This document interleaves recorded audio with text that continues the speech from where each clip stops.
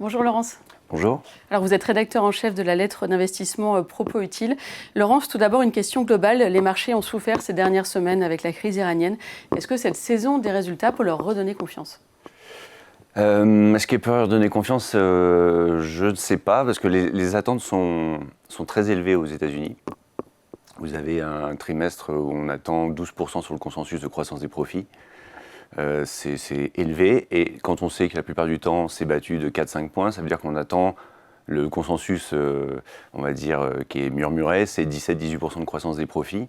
C'est très élevé, puisque la dernière fois qu'on a fait une telle performance, c'était en fin 2021, avec un effet de base qui était très favorable, qui était post-Covid. Donc vous aviez eu une année 2020 catastrophique. Là, c'est 17-18% de croissance sur une base qui était déjà élevée. Donc des grosses attentes. Alors oui, si les entreprises atteignent leurs objectifs, ça va redonner confiance. Mais il va y avoir aussi une part importante sur les perspectives. Et comme vous le disiez juste avant, le contexte est assez difficile, il y a un manque de visibilité. Donc ça va être difficile pour les entreprises de rassurer et d'expliquer ce qui va se passer dans les prochains mois, sachant que là aussi, sur le reste de l'année, les attentes sont extrêmement élevées. On reste sur un rythme de 18% de croissance des profits, en tout cas aux États-Unis. Donc voilà, il y a de grosses attentes et il y a un contexte qui est incertain. Ça peut créer certains écarts. Et d'ailleurs, on a eu quelques écarts assez importants sur la bourse de Paris. Alors on commence par LVMH qui a ouvert le bal lundi soir. Le chiffre d'affaires recule et ce n'est pas qu'un effet de change. L'activité elle-même, elle marque le pas. Comment est-ce que vous lisez ces résultats ? Ils étaient très attendus parce que le luxe, on sait qu'ils sont dépendants de la clientèle moyenne-orientale. C'est un petit peu une boussole en ce moment. Exactement, et lorsque vous avez un mois entier où vous avez une guerre dans la région, forcément on s'attendait à un impact. Finalement l'impact il n'est pas si incroyable que ça, puisqu'LVMH le quantifie à 1% de croissance en moins sur son activité. Les résultats d'hier, ils étaient surtout marqués en fait, par la faiblesse du dollar. C'est ça qui pénalise, puisque vous avez un résultat d'une croissance publiée qui est de -6, alors qu'en réalité, ils ont une croissance organique de 1. Donc le dollar a plus coûté que la guerre pour l'instant à LVMH. Ce qui était négatif chez eux, c'était la performance de leur mode et maroquinerie, donc de la marque Louis Vuitton, qui est le navire amiral. Et là-dessus, on est en décroissance encore par rapport aux autres activités. Donc là, c'est ça qui a été sanctionné, à mon avis, sur LVMH. Et puis après, tout le secteur du luxe reste fébrile. Ils n'ont pas de chance parce qu'ils étaient en phase de redressement et de restauration de leur crédibilité, on va dire, sur les communications. Et là, avec ce qui se passe dans le Golfe, c'est très difficile. C'est eux qui sont impactés en première ligne par cette crise. Exactement, en tout cas dans les premières publications, ils sont en première ligne.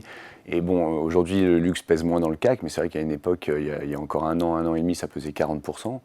Les cours ont énormément chuté, on n'est plus qu'à 20%, mais c'est quand même 1/5 de l'indice qui est axé sur le luxe. Donc vous avez eu Kering également qui a déçu. Bon, eux, ils ont un problème intrinsèque, c'est que leur marque Gucci ne répond pas aux attentes des consommateurs, donc il y a un plan stratégique qui doit être dévoilé. Mais Hermès, qui est quand même celle qui normalement ne rate jamais les attentes du marché, elle est sanctionnée, elle perd 10% aujourd'hui parce que la croissance est inférieure aux attentes. Et comme d'habitude, ils ne donnent pas de perspective chiffrée, donc c'est difficile de savoir véritablement ce qu'ils pensent de la situation. Ils restent prudents. Ils restent extrêmement prudents. Ne pas s'engager dans ce contexte. Ils le sont déjà d'habitude, mais alors là, encore plus. Parce que Kering a publié hier et Hermès ce matin une petite comparaison par rapport à LVMH. Ils s'en sortent mieux, moins bien, pareil. Non, mais comme je disais, Kering, c'est vraiment un problème de stratégie. Donc là, le marché espérait qu'avec le changement de dirigeant, les choses allaient beaucoup mieux. Donc là, c'est plus indépendant du contexte finalement. Voilà, il n'a pas encore eu le temps de mettre sa patte dans la société. Ça avait déjà grimpé juste avec son arrivée. Bon, il faut attendre le plan. Quant à Hermès, c'est plus dur, mais on est sur des niveaux de valorisation, c'est ça qui est intéressant aussi. Si on croit toujours au luxe, en tout cas, des niveaux de valorisation qui n'ont pas été vus depuis 2018. Donc Hermès n'a jamais été aussi peu cher depuis 7 ans, 7-8 ans.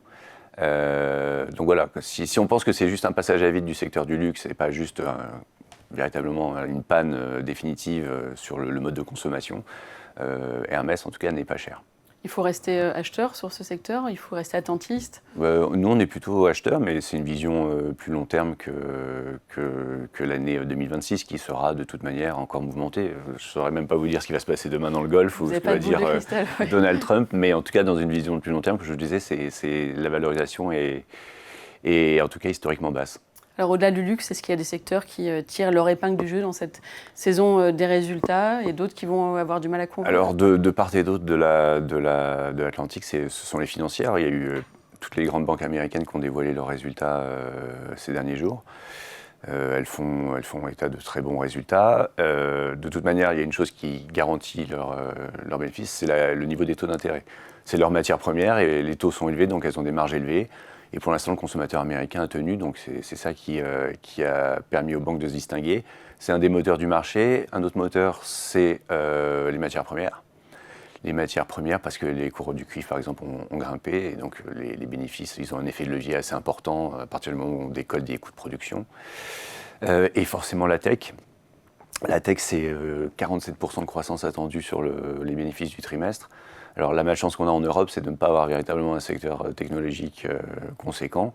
Nous, on est plutôt sur l'énergie. Donc forcément, vous allez avoir des résultats assez incroyables, sachant qu'il n'y a pourtant eu qu'un mois de cours élevés sur le pétrole, mais ça va se sentir et ça va se sentir sur les prévisions. Banque, énergie, et il y a un secteur qui est attendu plutôt bon sur le trimestre en termes de croissance, c'est l'industrie en Europe. Mais l'industrie va avoir un gros problème avec des coûts de production qui flambent, et on l'a vu en Allemagne hier ou avant-hier, je ne sais plus. Il va y avoir vraiment un souci de coût sur l'industrie, donc les marges vont se resserrer à nouveau. Voilà, c'est à surveiller, et peut-être que pas mal de groupes risquent de décevoir de ce côté-là, en tout cas en termes de perspective. Au-delà de l'industrie, il y a d'autres secteurs qui vont être plus particulièrement impactés par la crise énergétique pour vous dans les prochains mois?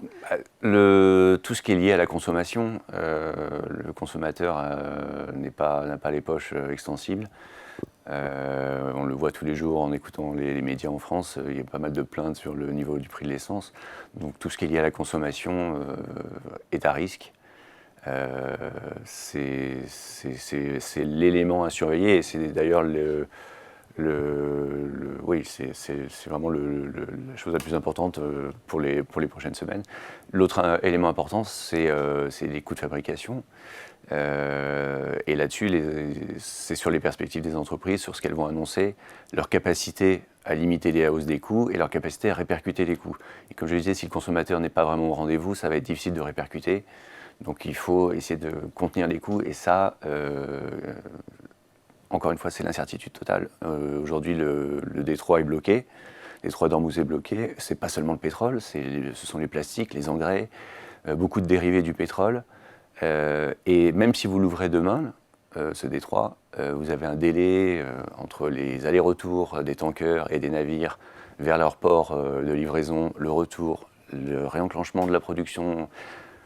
Tout ça va faire qu'effectivement le pétrole va rester élevé un bon moment. Donc c'est tous ceux qui sont dépendants du cours du baril et des dérivés vont être très attendus sur ce sujet. Oui, parce qu'au-delà des publications, qu'elles soient bonnes ou mauvaises, il y a aussi le discours qui est très regardé par le marché. Exactement. Et finalement, ce qui peut être redouté, ce sont des discours très prudents sur l'avenir. Ça fait partie des éléments qui sont... Ça va alimenter le manque de visibilité pour les investisseurs. C'est-à-dire que si l'entreprise ne sait pas elle-même de quoi est fait demain, les investisseurs le sont encore moins. Et puis la Bercy vient d'abaisser sa prévision de croissance pour 2026, donc ça augure pas forcément quelque chose de positif en termes de pouvoir d'achat. C'est le problème de l'Europe, c'est qu'on a une croissance molle, donc le moindre accroc sur un choc exogène fait qu'on perd encore des dixièmes de croissance, et ça se joue à pas grand-chose qu'on soit en récession, donc c'est un cadre peu porteur, on va dire. Alors pour les investisseurs qui nous regardent et qui suivent de près cette saison des résultats, qu'est-ce qu'ils doivent regarder en priorité finalement? Comment décrypter un petit peu les résultats de ces entreprises? Comment lire entre les lignes? Je crois que le futur importe plus que le passé, donc les chiffres dévoilés parfois ont assez peu d'importance finalement, c'est surtout les anticipations. Vous avez des consensus qui sont assez élevés. C'est toujours le jeu de l'investisseur, c'est de voir la différence entre l'anticipation de l'entreprise et le consensus. Le passé, on s'en moque assez. Les bénéfices du trimestre, finalement, la page est déjà tournée. Voilà. Et vous, votre vision de la conjoncture européenne pour le prochain semestre dans ce contexte? Plutôt négative parce que vous avez une hausse des prix, vous avez une croissance faible. Donc, le mot qu'on n'ose pas dire, c'est stagflation, mais c'est une menace réelle. Il y a quand même du positif, des valeurs qui vont pouvoir s'en sortir, des valeurs refuges. Oui, il y a des valeurs positives. Enfin, il y a des secteurs, comme je le disais, il y a des secteurs très porteurs. La tech américaine reste porteuse. Maintenant, la tech américaine, on s'est rendu compte qu'elle était dépendante de l'énergie aussi. Tout l'élan qu'il y a sur les centres de données aux États-Unis, c'est énergivore. Si vous avez des coûts de production et surtout un accès à l'électricité et à l'énergie qui se réduit, vous pouvez casser cette dynamique. Parce que c'est une dynamique d'investissement qui porte aujourd'hui l'économie américaine.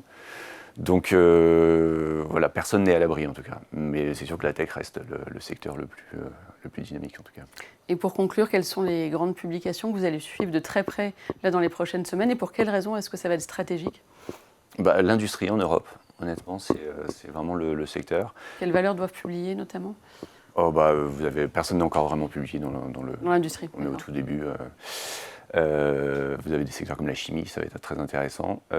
Et aux États-Unis, toujours les mêmes. Hein, vous savez les grands noms de la tech. C'est eux qui vont aussi donner la tendance, mais on a encore quelques jours, quelques semaines avant que ça arrive. Merci beaucoup. Explication signée Laurence Lafont, rédacteur en chef de la lettre d'investissement Propoutile. Merci Laurence. Merci.